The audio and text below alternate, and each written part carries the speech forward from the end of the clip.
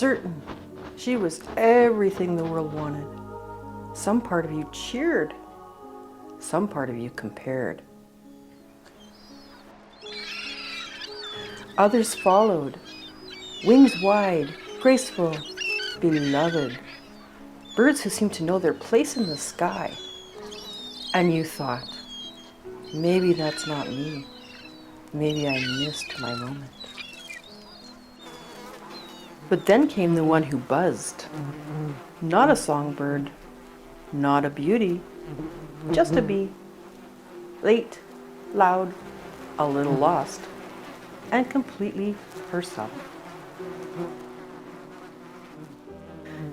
She didn't fly in straight lines. She didn't glide.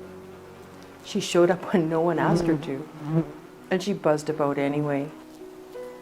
Even when it was messy